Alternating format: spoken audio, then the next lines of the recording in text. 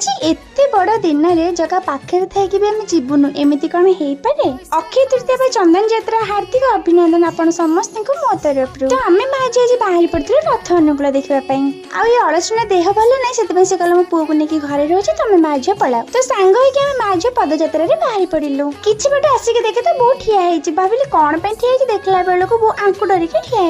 तो thank you दीदी जे कि गोमाता को पानी दे पाटर साइड कले जो बाहर के आस पारू आसिक पहुंचला बेलू देखे तो होम स्टार्ट हो गलानी।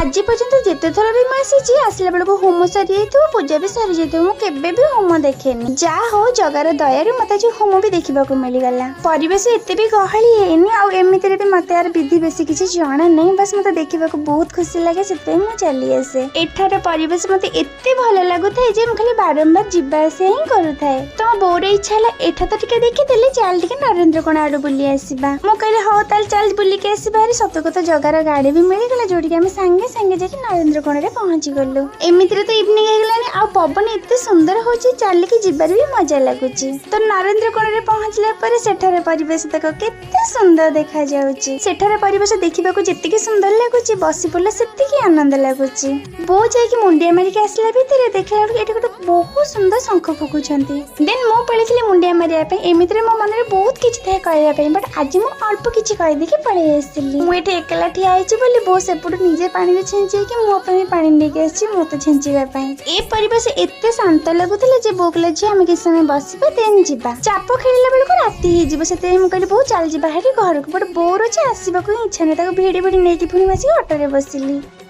तो मंदिर पाखे पहुंचला बेलू होम कम अलरेडी सरी गलानी आ पूजा कम स्टार्ट हो गलानी। तो बोई सब बुली बुली की देखु थाए आम आसला बेलू एते भी गहली नथिला बट एबे देखो एते गहली है भगवान माने कौन कहबी। आउ टिके रहिला पर आहुरी गहली हो जिवो। मु सेते बें कहली बहुत चाल एबे टिके पतित पावन दर्शन कर देबा आ घर को बाहर पड़िबा। आ जगह पाखे आसिकी पहुंचली मोर जीवा को इच्छा होइनी काइना मो अभियोग ही ता पाखे सरेनी। मु ता पाखे एते अभियोग करे जे केते बेले टाइम बीती जाय मु जानि पारेनी किंतु जीवा को पड़िबो। इवनिंग रे पोस्ट मु करिबी जो मानकर पुरी किबा पुरी आसी परिबे सेमानक पई सिने सब कॉमन कथा किंतु जो माने पुरी आसी परिबेनी सेमानक पई सब तो स्वप्न ना। पुणी मो बो को देखो गां के ओडे देखा गेला ता से ठियाई गुली गप कला। तो फाइनली बो को नेके सी पहुंच गली घरे। आज रे इवनिंग ता कि एमिति बतले फोन देखाबो नेक्स्ट वीडियो रे। रहछि जय जगन्नाथ।